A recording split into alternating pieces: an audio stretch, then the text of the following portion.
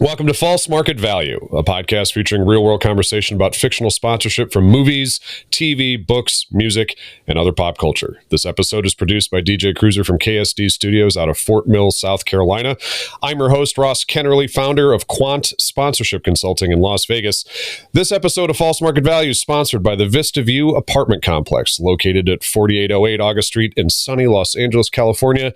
Vista View, where there ain't no vista, there ain't no views, and there sure as hell ain't no vista of no views. Joining me today are the King and Duck Johnson of corporate sponsorship, or I guess after this film, the Billy and Sydney of corporate sponsorship, John Kander, head of Beyond the Bottle strategy for Gatorade, and founder and CEO of JSB Partnerships in Chicago, Dan Kowitz. Welcome to the program, guys. Thanks for having me. Thanks, Ross. Happy to be here. So two things I want to mention at the top. First, when I first had the idea for this particular podcast, there were a couple movies that popped into my head. This wasn't the first one that popped into my head, but it was the second film that popped into my head. I will save the first one for a later episode. The second thing is that originally, conceptually, for False Market Value, we want to make sure that we had the brand perspective in addition to the folks that were on the property side or on the agency side that are either valuing or going out and selling this. And so, John, really appreciate your joining us for this discussion. And Dan, having worked on both sides of the aisle, having both of your perspective on the sponsorship agreement from this particular film, I think is going to be really invaluable. And so, Dan, and we've talked about this before, a lifetime of experience at working in corporate sponsorship on both sides and helping build those programs in a variety of different areas, including telecom, including, I believe, in California. You can correct me if I'm wrong on that. Yeah, no, that was for Target. Yeah, for Target, right. And John, you obviously have a lot of experience working in basketball at your role at Gatorade. So can you give us a little background on sort of what your position is at Gatorade and how you're involved in some of the partnerships that they have there? Yeah, ironically, I'm not involved in the partnerships as much as I once used to. So when I first started at Gatorade, joined our sports marketing team, worked directly with our NBA league, all of our NBA partners. So from athlete, team, all the way up to the league office, as well as select NCAA partners. Okay. And with Gatorade, everything is all about the athlete, the core formative competitive athlete, as well as making sure that we're delivering the needs for our the best in the world and making sure that we're getting them the right product, the right equipment, et cetera, for them to excel in the field. And we work really closely with our practitioner partners. So like your team dietitians, equipment managers, et cetera. They have 1,000,001 things to worry about on game day during practices. And we go out of our way to make sure that the product that they have, that the equipment that they have from Gatorade is just not one of those issues. And they can worry about the other 1,000,000 things to make sure that they're putting their athletes in position to be successful and compete every single day. Now, my role is focused really within the everything beyond the core for Gatorade. So it's basically anything that's non-liquid for our business, and specifically focused on our athletic equipment. So like what you've traditionally seen is like the green squeeze bottles that the best athletes are using on the sidelines. We've elevated what we're delivering and what we're making available to them, adding new functional properties, insulation, and just better quality, driven both by competitive athlete, by the like elite athlete needs, but then also in listening to what our competitive athletes are telling us that they're looking for with their squeeze bottles, with jugs, what have you, and delivering and meeting the needs across all cohorts that are using our products. You had mentioned that it's all about the athlete, right? So there's a couple questions I have about in 1992 when this film takes place, what that might have looked like, and then potentially what that would look like now for a beverage partner, because, we'll get into missed opportunities, but I think there's a couple things like that we can touch on as we go through here. And then Dan, your work in California, how involved and knowledgeable, at the time, not necessarily at the time that this film was made, but just working in California on the sponsorship side, that just from the research that I've done, seems like then and now is a pretty interesting environment, especially in LA, for community sponsorships and just sponsorship in general? Yeah, well, there's a more interesting connection to me, and I'll go to California in a second. When I started at Ameritech, 92 to 97, when this movie came out, I was the sponsorship guy being approached about every kind of sponsorship in Chicagoland and in Illinois, and 3-on-3 started to pop up. Yep. Whether it was related to this movie or not, I got proposals for some of the earliest 3-on-3 tournaments in Illinois, and for Ameritech, telecom company, we really kind of looked at it because we were having great success. Still had pagers then. This is why my beard is white. That's how old I am. But, we had great success out at grassroots tournaments, signing folks up for cell plans and pager plans. So that really fit. When I went to California and I was with the division of Target called Mervyn's California, that was late 90s. And believe it or not, at least with the Target brand, that was more about beach events and skateboard events and ice skating with Christy Yamaguchi. They really kind of went the Vans route, and at least in the late 90s. Yeah. So for me, basketball really kicked up with it with Ameritech and some of the early 3-on-3s. That's interesting. I did a little bit of research. I don't know if you guys had a chance to just into, as you just mentioned, Dan, what was happening with community 3-on-3, 5-on-5 basketball, and when that started specifically at Venice Beach. But let's not get ahead of ourselves. We'll come back to that, and we've got a lot to touch on here in a short amount of time. Thank you guys both for joining. Looking forward to having you lend your expertise. I know our listeners will appreciate it too, especially as it relates to the game of basketball. Happy to be doing this with a couple of lifelong basketball fans and players as well. So the year is 1992. The sponsorship is the 2-on-2 for Brotherhood Basketball Tournament, a.k.a. the T.T.B.B.T, sponsored by a coalition of American corporations. The movie is White Men Can't Jump, and this is False Market Value.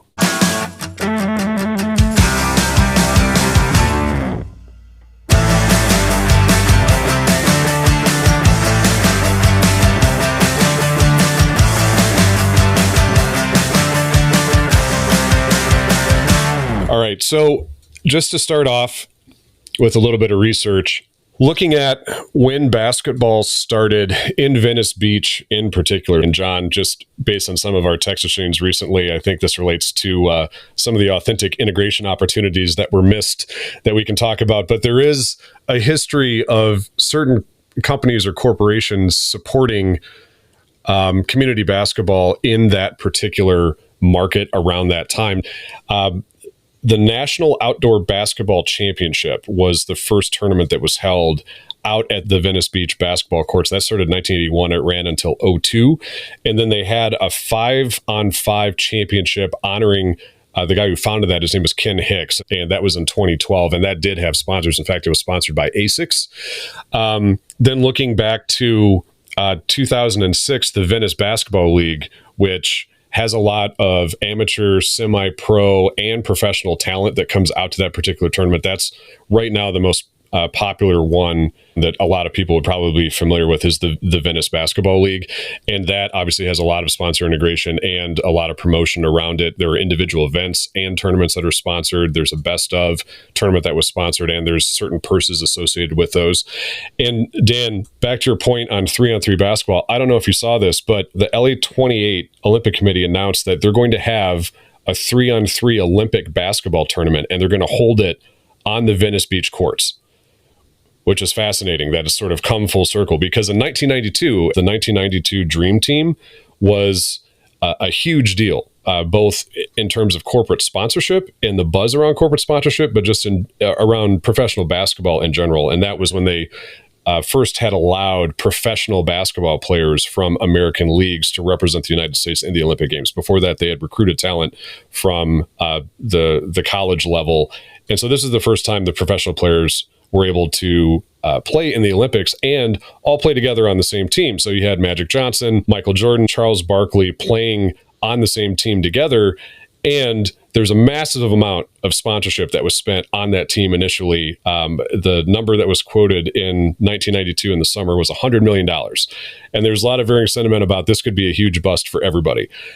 By the 1996 Olympics, which was the second iteration of the Dream Team, there were many multiples above that $100 million just in terms of brand exposure for the companies that were partnering with the Dream Team. And John, I believe that included Gatorade at the time, right? And so I think today, as we're sort of going down through the community investment on the partnership side for something like the T.T.B.B.T, there are a lot of companies that were sponsors of professional basketball that were represented on screen. And as we've talked about in previous podcasts, some of those are potentially paid product placements, although I do have some notes on that as well.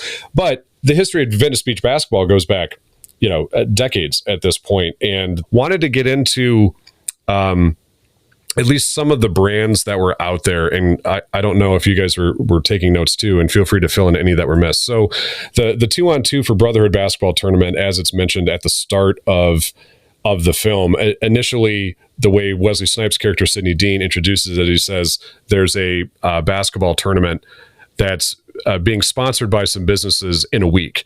And neither one of these guys have registered yet. So I already have some questions about what was the registration fee, given that they had to go hustle some money out of some basketball games all over the city of LA at different courts, even to enter into the game. But then ultimately ended up being able to enter into this tournament at the last minute. But there were some companies that were out at this event, and the title sponsor, or perhaps presenting sponsor, is it says that the event, when they do the sponsor mention from the podium, it's sponsored by a coalition of American corporations. And there's a little trapezoidal logo that they have that's part of the branding for the event and the colors for the event. And so it's interesting that instead of having multiple brands associated with the event, they just have one coalition of American corporations be sort of the joint branding. And I'm not certain if that's necessarily a lockup logo, but here's what I think the coalition is made up of. And I'm going to list some of the brands here. Let me know if you guys saw any other ones. So AT&T, first of all, Pioneer, Miller Lite, and there's another, there's some courtside sign that just says Light Beer Basketball, which doesn't appear to be an actual brand. I think they might have just thrown that in for the movie. Prime Ticket, Coca-Cola Classic, Mikasa Game Balls, Wilson, and Fetzer. Did you guys see anything else around the court? I think that captured it on my end. I think you got it. I think what's interesting is, at least for me at that time, I was in telecom. I was at a brand. I think, we would have never done a coalition. I would have had my brand police. We would have either titled it or we would have been one around the court. I think this is the writers kind of making fun of sort of what would happen, because nobody gets recognition. It sounds like a politics thing, a coalition of American corporations. And I think each one of these, had they had an actual brand manager or whatever they might have called themselves at the time from any one of those companies, which I'm sure they had to get approval to use them, or maybe it was more formal in product placement. I'm certain that out on site, I don't think many of the brands would have participated in a coalition of American corporations. That's my view. I don't know. Johnny has a different view. No, especially brands of that magnitude. They have teams that are going to bring stuff like this to life. They don't need to bundle money, pool money together in order to earn a presenting sponsorship for the 3-on-3 Brotherhood for basketball, or basketball for Brotherhood tournament. So, tracking with you 100%. That was one of my notes too, is if you were investing in that community at that time in 1992, and street basketball in particular hadn't necessarily taken off as a hot sponsorable property. That wouldn't happen until later in the 90s, right? Right. The And One tournaments, traveling tournaments, those didn't start until 1998. But I still think the mixtapes were around prior to that. I don't know if it went as far back as 1992, but those were getting circulated. And so street basketball had this sort of history across different markets, and there were different types of leagues that had some sort of sponsorship associated with it. So one of those was the Midnight Basketball League, which was a federally funded program apparently back in the 90s to encourage people to play basketball and I think prevent anti-gang violence and keeping especially young kids of the high school or younger age off of the streets and helping them get onto the court. At least that's how that program was positioned at the time in the 90s. And those programs, so if they ran a tournament over a summer, those were $100,000, and there was some sponsorship involvement. There was largely real estate companies. And then there was, most famously, you guys as basketball fans will know this, and if people aren't familiar with this particular area, I suggest there's a documentary on Showtime called New York Point Gods, which goes into the tournament at Rucker Park and the history of basketball in Harlem at the time. And that Rucker Park tournament that had been going on for years didn't have any sponsors, but there was a rich betting history around that tournament over the years. And so there wasn't a lot of sponsor involvement in this particular type of basketball in 2-on-2 or 3-on-3 or 5-on-5 tournaments, although they were around. It just wasn't as sponsorable or as noticeable of a sponsorable property as much as, say, like we mentioned at the top, the NBA, although now with the 3-on-3 basketball tournament starting for LA 28, it sounds like that's going to change, and has certainly been codified as part of the Olympic offering and in the terms of the types of sports they play around the game of basketball, 3-on-3 being introduced and now playing out at Venice. So those brands that are there now, I would think if they're investing in 1992, I am agreeing with both of you. The coalition doesn't make a whole lot of sense as the sponsorable entity, because that in itself, around one tournament, which I don't know if you guys noticed this, there's no street vendors. There's no food area. I had a note when I was watching this, which is, where do people eat and drink? And John, in your case, get Gatorade. Where do they even buy that? Because there aren't any street vendors.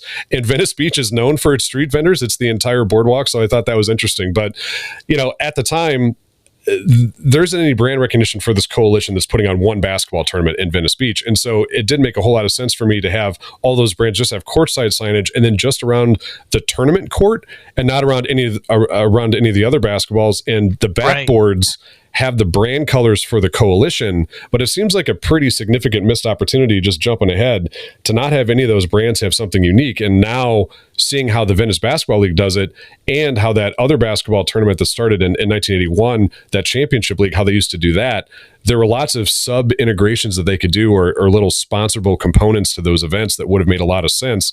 Seems like a pretty significant missed opportunity to not have, AT&T, although it might have been odd to have the ATT T.T.B.B.T be the name of the event, to not have one of those brands at least title the event or have some sort of recognition on, the main podium and promotional consideration around just the event. Yeah. And that's what would have been more likely, right, John? At the time, if it was a legit event, with the size of the brands that we just mentioned, one of them would have owned it. One of them would have titled it. One of them would have done it if they really wanted to do the grassroots. And they would have, even back then. I mean, look, guys, I said I came to Chicago. I was activating a big telecom brand from 92 to 97. We activated the crap out of stuff. So they would have definitely, somebody would have owned it, titled it. Somebody would have activated it like crazy. But you brought up something else that we always had to look at with community events. And that is, if it did truly back then in Venice have this undercurrent of wild betting, that was definitely something we would have wanted to understand. When I was looking at 3-on-3 tournaments in Illinois, it had a pool. It was traditional. You competed for a fee. We definitely liked the community aspect versus all the big sports sponsorships we were doing. Yeah. So, those are some of the things that stuck out to me for sure. Yeah, at the end of the day, this is a massive community relations play. In AT&T, Coca-Cola, Wilson, Pioneer Entertainment at the time, they would have a giant community relations department, and they would use this. The biggest note that I had was, where's the Fan Fest? With these brands, you got sampling opportunities, chances to sign up for cell phone subscriptions, get kids out there trying out your new basketballs. That's why they're doing these types of things. And then it's an opportunity to engage the community, talk about how they're giving back to the community, basically help put a face to some of these monolithic brands within this local community, within Venice Beach. So yeah, big missed opportunity overall. So. And brands were doing that back then. Again, I'm old enough. I started my career then. We were active activating like crazy out at huge community festivals and events like Taste of Chicago and all sorts of things that weren't the major leagues in Chicago.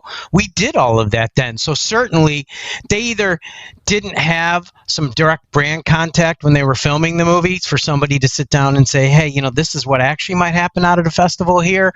I think they were parodying, it a little bit with the coalition. So a whole host of things that brands probably would have done different back then, certainly today for sure. Sponsorship was less sophisticated in 1992, but they measured it based off of engagements. How many feet on the street can I have out there? How many brand ambassadors can I have out there? And how many flyers did I hand out? People did I connect with? Because that would, it'd be a very measurable way to say, here's how I was successful in bringing this partnership to life, and that whatever $10,000 that I spent on this booth and activation was well worth the investment.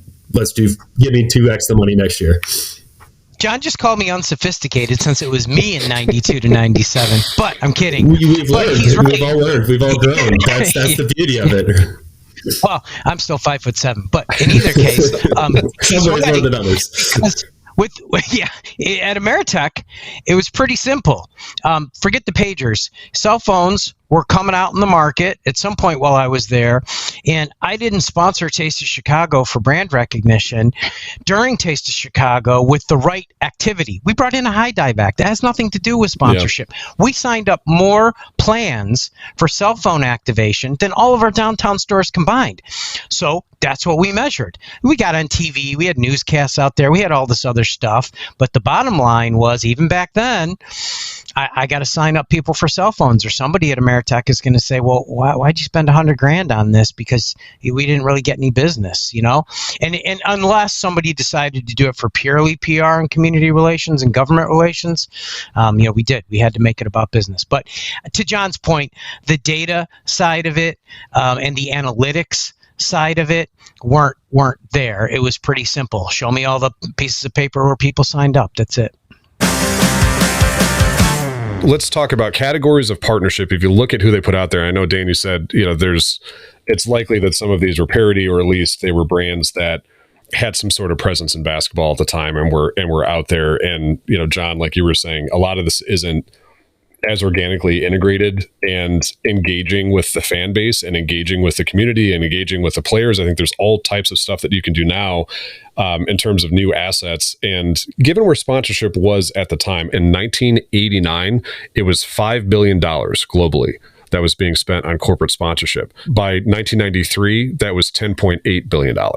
So that amount, just over that five-year time span in which this movie takes place, it more than doubled just in the span of 5 years in terms of where corporate sponsorship is being spent. And as those dollars increased during that time, it became more sophisticated. All of us worked at IEG at one point. That was one of the first companies that had measurement tools. Now there are different ways, especially with the advent of AI into corporate sponsorship, to get really specific with how things are being measured. There's a lot of different organizations and higher education institutions that are working on tracking that type of stuff. So we've become a lot more sophisticated with what, in particular on the brand side, and John, I'll let you speak to that, but in terms of how you're looking to engage with the audience, there's a lot more tools at your disposal than there were or would have been back in the 90s. But even then, there's some pretty brick and mortar stuff that I think that they could have done. I mean, they don't have an official apparel partner from what I can tell.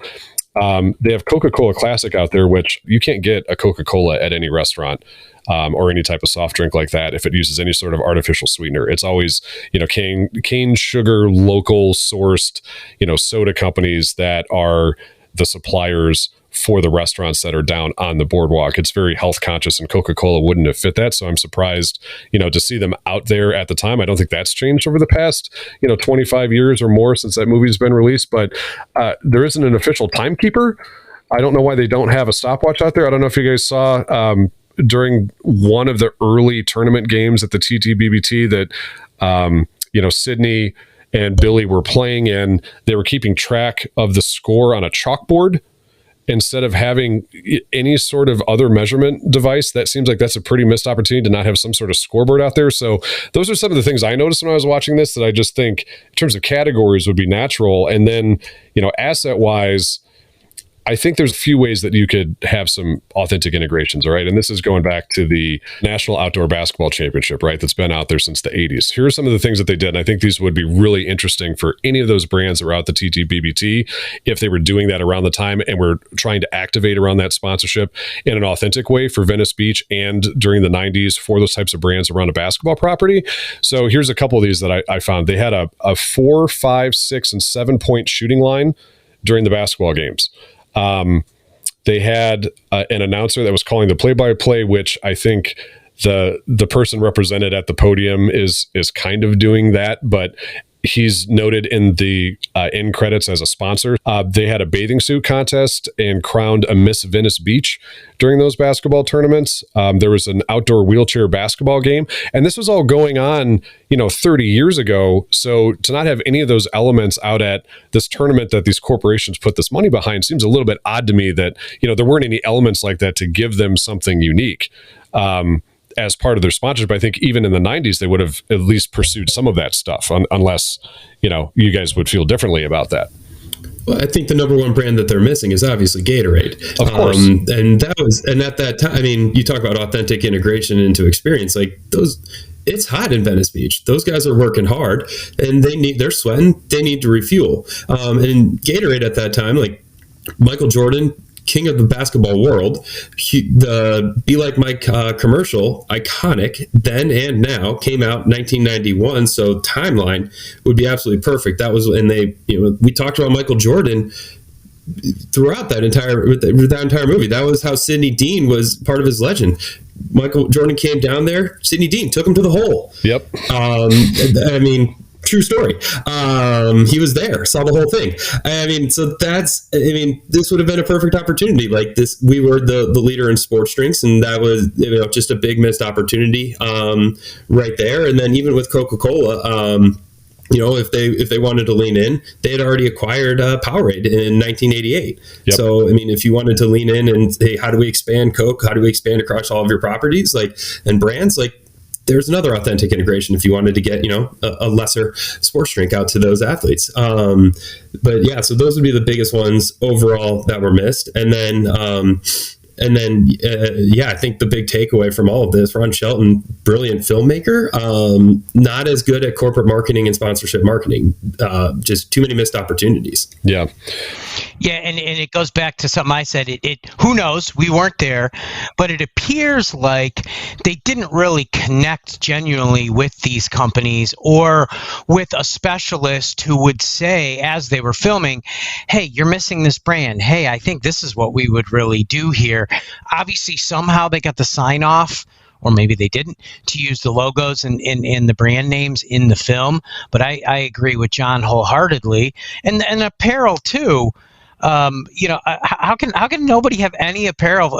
Some set designer clearly wanted these guys to wear the same thing on the court the whole time because nobody was handing out apparel, which would definitely happen these days. Yeah, apparel and footwear are two of the main sponsors now for the tournaments that are held out there. And John, I'm curious, back to something you had said earlier about how Gatorade's all about the athlete. So what would that have looked like in 92, and how would Gatorade do that now around, say, the 3-on-3 basketball tournament, if that was something that you're interested in, or the Venice Beach Basketball League? If you're going to invest in that, are you investing around, specific players that play in those leagues, specific teams? Are you looking at it more from the tournament side? What should that look like then and now? You summed it up earlier. It's all about authentic integration. And so for us, whether it's at the Super Bowl or in the sidelines during college basketball, college football games, all the way down to local grassroots, we're going to want to make sure that we've got our product on the sidelines easily accessible for all of the athletes to make sure that they're able to use that to stay hydrated, stay safe while they're competing, and then be able to compete at their absolute best. So for something like this, we certainly would have had brand ambassadors on site, had a couple multi-gallon jugs filled up with Gatorade product, and with cups, bottles, what have you, available for the athletes to use. And today, now push for greater and greater sustainability, likely would have squeeze bottles as a giveaway item, part of a grab bag for every single athlete that's there. Yep. So that way they're using that to fill up instead of having trash cans full of cups at the end of the event.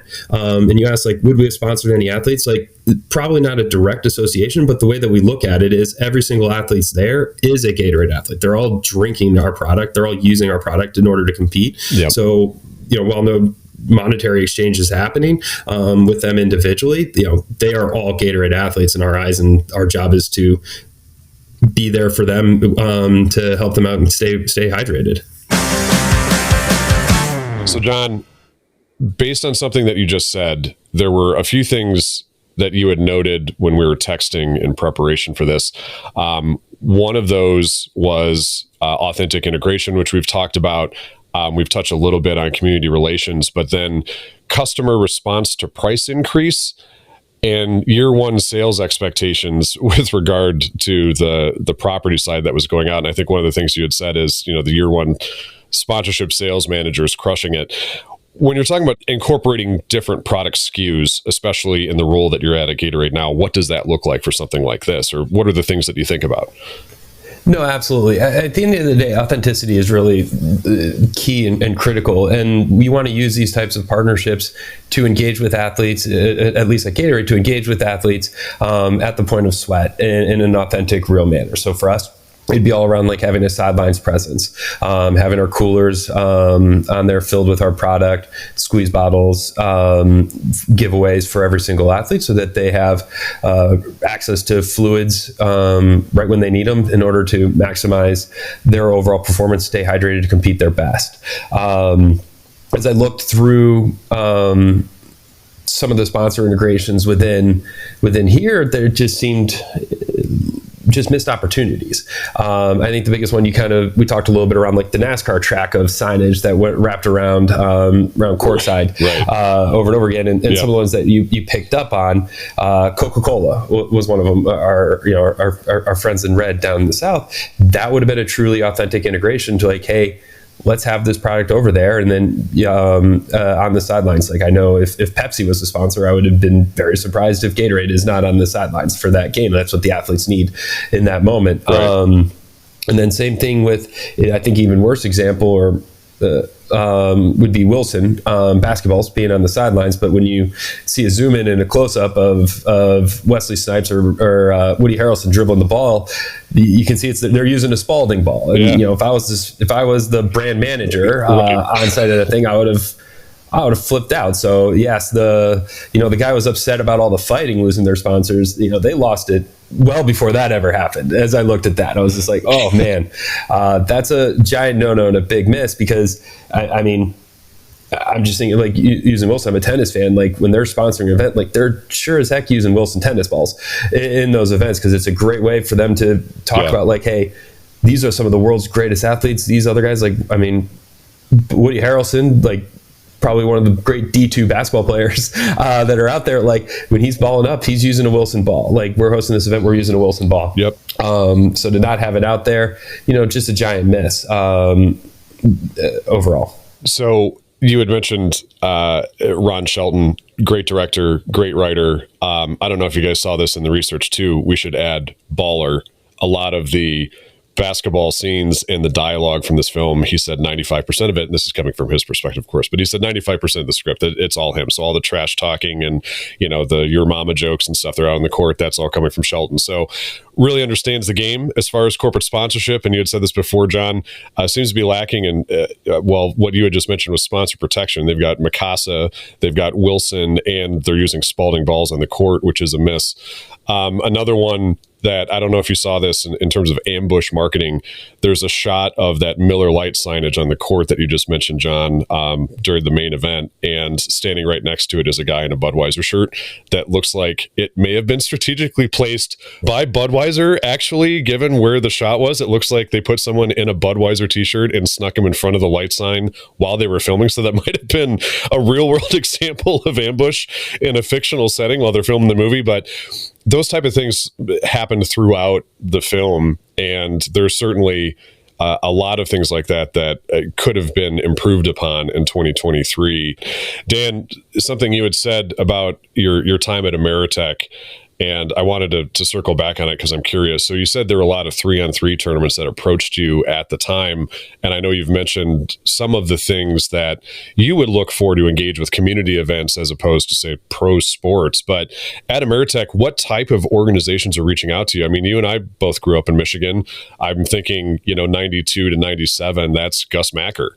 Maybe that was reaching out to you. I don't know if it made it outside of Michigan, but I played in a lot of those tournaments. Was it something at that level that was engaging with you? And then, what would you do specifically? You had mentioned signing up folks for plans and at the time pagers to engage with that local community and showcase your products to that audience. What did that look like for you, and who were those groups that were reaching out? Yeah.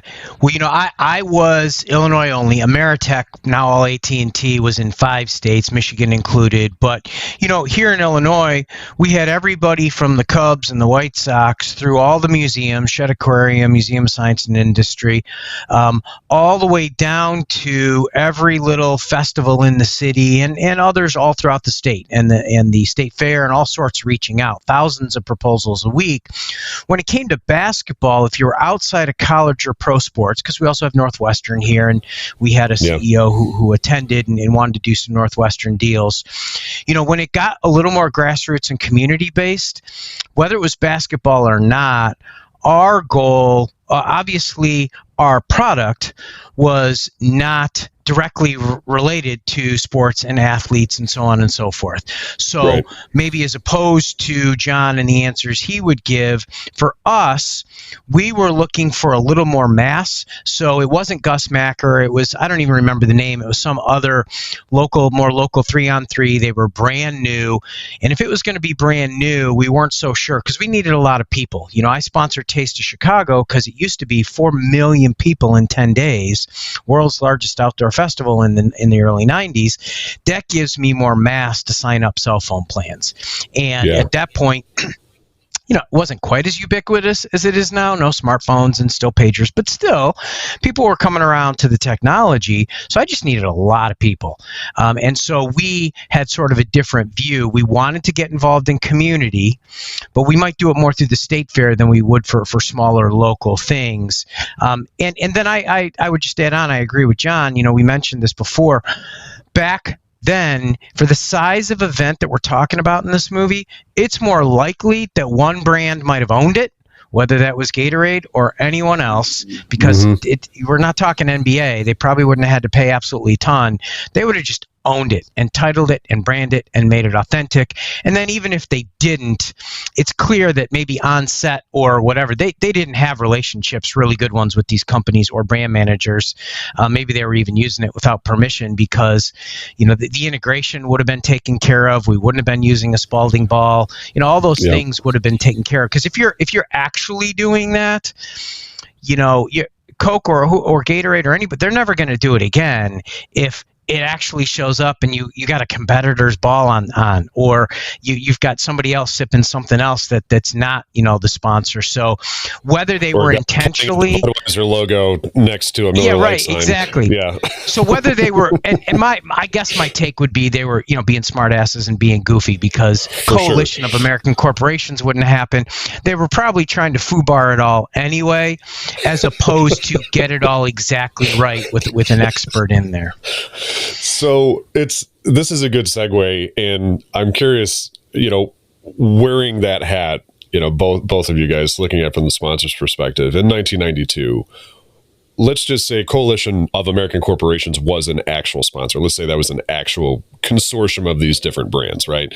The purse that they were giving out is $5,000. And this is something we're talking about on a future podcast, which is around a sport where the sponsors tend to fund the purses for events like this. So if there is prize money, that the sponsor contributes a little bit to that. So with that in mind, it was $5,000 in 1992. If you watched the remake, it's actually $500,000 that they're giving away to the winner of the basketball tournament, which if you haven't had a chance to watch that, there are a couple moments in the remake from 2023 where I laughed out loud. But with that in mind, the purse is $5,000. There's 8 corporations that are part of this coalition. From your perspective, if you were going to just own that event, Dan, like you had just said, and one brand owns the whole thing, whether it's AT&T, Ameritech, if Pepsi had sponsored it, and John, it was Gatorade that had the entitlement to the whole event, what would you think would be, say, the cap on what you would spend to sponsor something like that in 1992?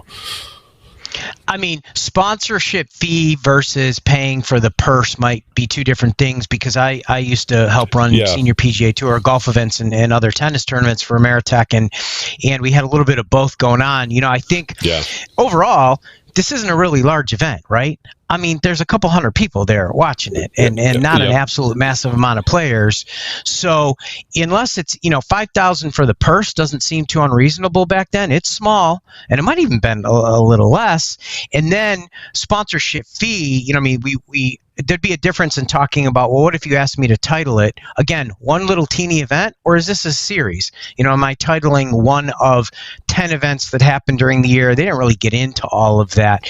For just one teeny little event like that, I mean, I probably wouldn't have paid more than $5,000 total. I mean, $1 a head maybe, and there weren't even 5,000 people there. And they really, obviously, it wasn't a sponsorship movie, so we didn't really get into media, and it did look like it was kind of locally broadcast and all these other things that provide sponsor value. But in and of itself, those are the things that you'd think about. And John, I'm sure you have similar experiences when you've considered deals of this sort of smaller magnitude. Yeah, I mean, this is probably more of a community relations, local grassroots marketing play versus marketing partnership, the likes that you're talking about with like in the same vein as like a PGA tournament or an event. So, I mean, from our perspective, it would be, it's hard to put a dollar figure on it, even just thinking about like time value money of 3 decades ago. But I think it would be a mix of there'd be a lot of things that we'd look at from like a value in kind standpoint too. It's like, how can we also reduce some of your overhead and expenses in a way that helps, that adds to the event, adds to the event for your participants, adds to the event for your guests. But we're able to provide to you at cost as opposed to cash. So I would suspect it's probably going to be a bit of a mix of that, at least from the perspective from where I would sit. Yeah, and we had mentioned this earlier in the podcast. You're looking at in terms of engagements and exposure value, especially early on in the early days of sponsorship. And so, I had my estimate somewhere between 5,000 and 10,000. If there's 8 companies out there and they're all splitting the fee for something like that with a couple hundred people, they're probably each paying, I don't know, $1,500, something like that, for recognition on the court. For 2023, there isn't a direct comparable just for one event, but we know what Venice Beach Basketball League, the Venice Basketball League, is doing currently out there. We've mentioned that earlier on. So I wanted to get your take on this because I actually found their sponsor deck from 2014. And so we actually know exactly, talking about assets, what they're putting into those packages. I want to get your take on this. So the calendar for 2014, there were 12 dates over the summer. So it wasn't just one event, but they're selling title, and then the other levels are platinum, gold, silver, bronze. So title included website recognition, a banner display at the different events on, say, a basketball tournament weekend. Some of them are 3 days. Some of them are just, on a Saturday. There's, and this is something Dan, you and I talked about early on, recognition on the jerseys themselves or the shorts. They have a promotional tent, which we had mentioned are in some of the images from out there. So that seems to sync up. Backboard signage, court signage. There's VIP access. There's a bunch of different celebrities that go out to that event, including Arnold Schwarzenegger, who's a regular presence out at Venice Beach. A lot of the NBA players and local talent, G League players from the NBA will be out there, and they've actually produced some talent that have gone into that event. They note in the deck that there's 100,000 people on a Sunday that typically walk around on the court, and then the events get about $10,000. My point is they're selling title to that entire series of 12 events for $100,000. Now, I have my own opinion on that in 2014. I'm curious what you guys think about that price point for an audience of that size with the types of assets they're committing for a basketball tournament in Venice in 2014, knowing that they're still doing it now in 23. Let me ask you a clarifying question, and then I'll get, because you said that in 2014 they were asking $100,000 for title. Yeah, great question. Okay. Yeah. Okay. So we established. I think we're all in agreement that 5,000 is probably the cap on there, but it could have been 10. You know, it is 1992. Sponsorship's relatively new. Yep. Huge interest in basketball around the time, and now they're putting this, basketball tournament, which in real life they've been held out at the Venice Beach court since 1981. But in the context of the film, it's a new tournament. A bunch of companies threw some money behind it. It could be up to $10,000. So that's somewhere in our range in 1992. In 2014, they're asking for $100,000. Now, assuming that let's say that number's right. Let's say that there's $100,000 worth of value from that audience that I just mentioned that they're delivering to a title sponsor. If all those things were true with the increased popularity, I didn't really go through a lot of the media coverage, but it gets recognition in Sports Illustrated in other countries, not necessarily in the U.S. There's all sorts of local and national media coverage of the event where there's clips. So there's a lot of earned media value to that. Assuming that all those things are true and there's a deeper social presence now, the sponsorship value of that same package of benefits in 2023 should be around $165,000 for a summer out on Venice Beach, where it's all 12 events capped with the championship tournament at the end of the summer over Labor Day weekend, which is when a lot of people are hanging out on Venice Beach, right? It's nice temperature, it's a holiday weekend, etc. So they're going to get a spike in attendance because it's a championship event. So back to your question, in 2014, they're asking for $100,000. There isn't something I found from 2023 that I can validate this, but I'm assuming, just being conservative, say it's $150,000 they're asking for now to have a title sponsor out at that tournament in the same area where the T.T.B.B.T would have been held in 1992. What do you think about that fee then and now for something of that scale in the real world? I think both seem high to me, and I'll tell you why. And if I were at a brand and you pitched me either $100,000 for 12 events back in 14 or $165,000 to title 12 events, we know this. What this is really going to come down to is some key questions. Besides the people who are attending, how many are attending? Is it broadcast? Is this something that TNT or somebody's going to pick up, because we do have celebrities and sports stars involved? How much earned media is it going to get? I mean, these are the things that distinguish. You're not talking about a huge event. Even for these 12 events at Venice Beach, we're probably not, I'm going to be generous and say that 50,000 people go, because you can't fit more than about 5,000. It's not a stadium. It's not erected with seats all around it and everything else. So you can't fit 10,000 people per event. So I would be looking at it and saying, as John sort of did to himself, just on the numbers alone, I'm not paying 100 or 165 unless you've got some really other big reach components, or if there's some other marketable connection for me, like I am a sponsor of the NBA or an NBA team, and because of the way that you've set this up, I can actually, and I have a few athlete relationships, so I can actually use this to get some of my athletes out there participating, market around it in different ways. Brand managers might start to turn it into something like that. When we just go off and price events of this size and nature, yes, there's a premium for something that's has a little more cachet to it. There's a premium if it's going to be broadcast. There's a premium if it's celebrity involved, which is going to drive more social these days.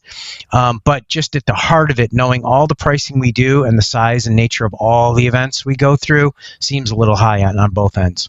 Dan, you've mentioned before your support of Taste of Chicago and some of the creative activation you did out there.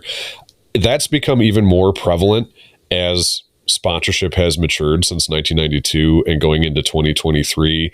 Brands are less concerned with titling the event, at least from the research that I've done in my career and looking at similar, outdoor festivals in the summer in a big market, whether that's in Chicago and Millennium Park or in California, in any part of the country, coast to coast, like you had just said. brands are more interested in activating or doing something cool that would get someone over to their display space or have relevance to the experience. So the Venice Basketball League, I'll keep using that example because it's the closest comparable we have to what they did in the film 25 years ago. So Red Bull is the sponsor of the tournament out there, and they have natural integration into, John, you had said, having their product, getting it into the hands of the folks, either whether that's value in kind or just from an exposure standpoint, and getting increasing trial out at the basketball tournaments. That's how they're getting their product into the hands of the folks that are attending the event that they're sponsoring.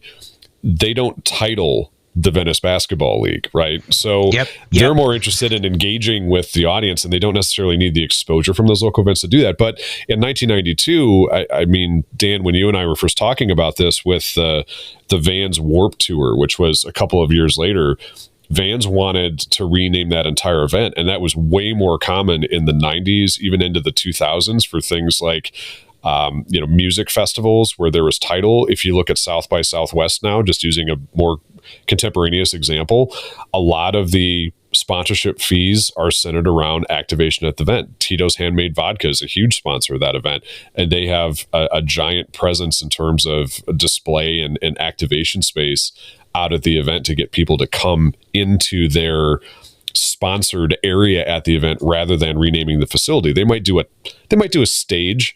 A brand might do a stage or something like that at a music festival, but they're not so concerned as it relates to something like the T.T.B.B.T, where instead of putting their name on the event or even a co-branded consortium logo with a bunch of other brands in 1992 at that event, they wouldn't do that the same way now. And it looks like, Dan, even with what you had just said, it doesn't look like even now there's a title to that event, but I could be wrong. Maybe 2024 is a different situation. Well, you got to remember, when it comes to title, and there was an era of lots of brands trying to title everything, but I think what research eventually showed them was that title becomes more valuable if this is broadcast or earned media is actually picking it up. If I've only got 5,000 people at a festival, not really that valuable to title it. Titling the event isn't going to make them sign up for a cell phone plan. Now, if the title includes my name is out in broadcast and it's mentioned all over the state of Illinois and it's picked up in earned media because they're going to call it, back in those days, the Ameritech 3-on-3 tournament, that makes a difference. That's more valuable. At the end of the day, part of my job wasn't just the branding of the company and making sure that name got picked up. I needed people to sign up for cell phone plans.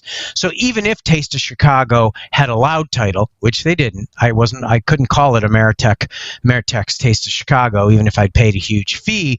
My job was to get people to sign up for cell phone plans. So unless there's a huge earned media or paid media component that drives all this value for your name being out there, if that's what you need or want, the rest of it is about activation. I got to give everybody who's coming a cool experience to get them to engage with me or authentically engage with my product, which cell phones, weren't, either to a food festival or to a sporting event, whereas Red Bull or Gatorade absolutely are to a sporting event. They're way more interested in that for their brand. Let people see, feel, touch, taste, whatever, not just name on it, So, and I think a lot of brands went down a big rabbit hole in the 80s and 90s of paying a ton of money to slap my name on buildings or events, and research in the end, especially for things that were smaller and not broadcast, said, I'm not sure I need to do that. So I'm thinking after this conversation, Dan, John, maybe we need to approach some of these Hollywood movie producers and just say, why don't you let us be your in-house fictional sponsorship team where we can help you put together what this should look like now? Because the 2023 White Men Can't Jump, I had expected when I watched that film that a lot of the stuff that we're talking about, given how the market has changed, how sponsorships change, how these events are put on, where the value is coming from, that even if that's not the focus of a basketball film, that those things would be there. And the thing that's funny is, if you have a chance to watch it, and I'm not going to spoil anything other than these two things. One, there's paid product integration that's a pretty obvious one. There's a couple of obvious product plugs that are integrated into the context of the film. There's a couple jokes that I think are scripted too, which are technically paid placements for brands in real life tied into that movie. However, when they get out to the final tournament, a lot of the things we're talking about aren't fixed. It's courtside signage, right? There's a co-branded logo, I think, that's on the court, and that isn't the film that we're doing today, but a lot of those things still aren't fixed. So I'm thinking, maybe our approach is, let us be your in-house sponsorship consultant for fictional sponsorships in film, and then even if it's not the focus, we'll at least know that it's accurate. Maybe we can offer that as a service. Yeah. What do you think, Dan?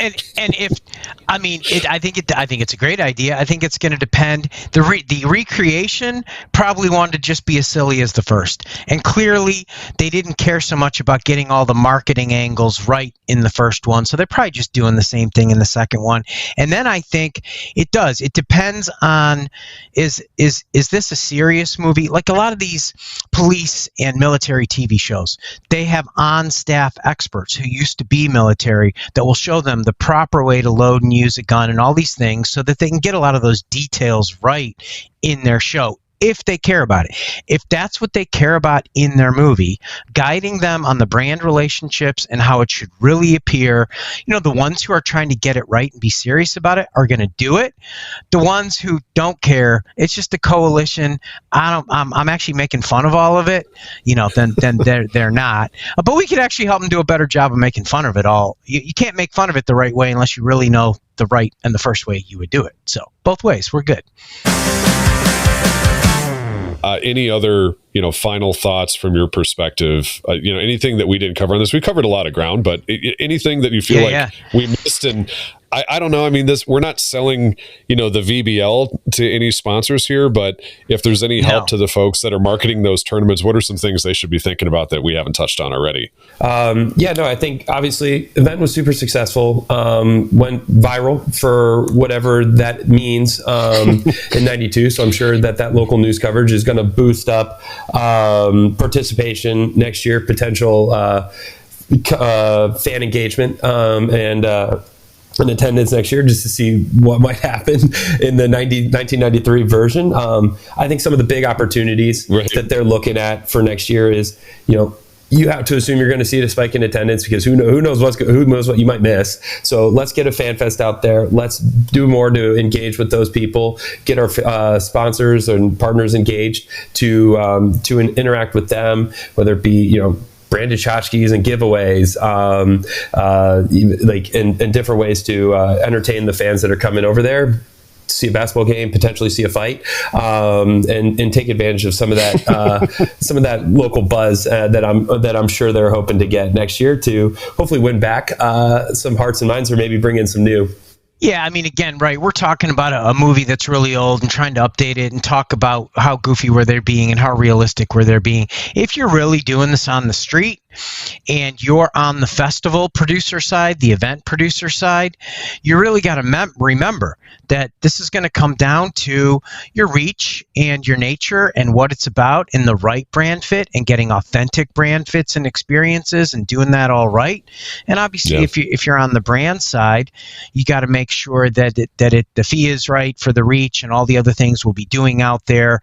And I think that, when you're really an authentic event or festival and a brand working together, you wouldn't have some of this goofiness because you just on the brand side, you wouldn't participate. I don't want to be in a coalition.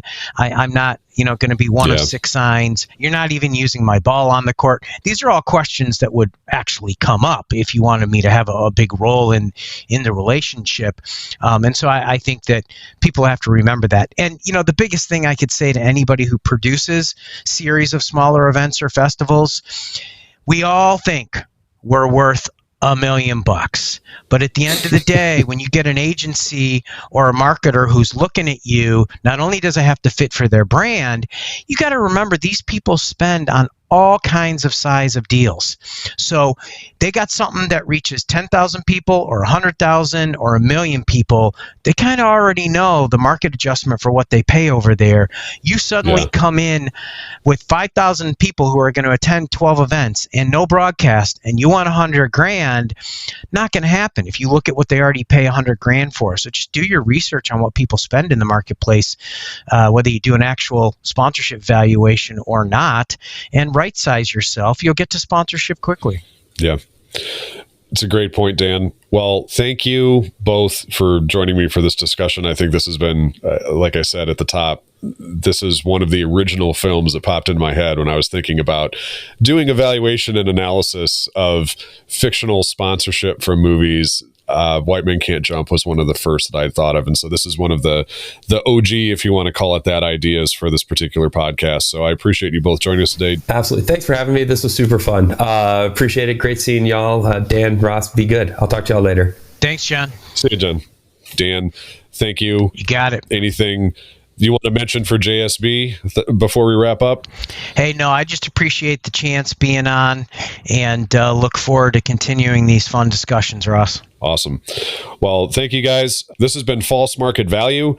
This episode has been produced by DJ Cruiser out of KSD Studios in Fort Mill, South Carolina. Thank you to Dan Coetz and John Kander, our guests for today's episode. And thank you to the Vista View Apartment Complex for sponsoring this episode. We'll see you next time.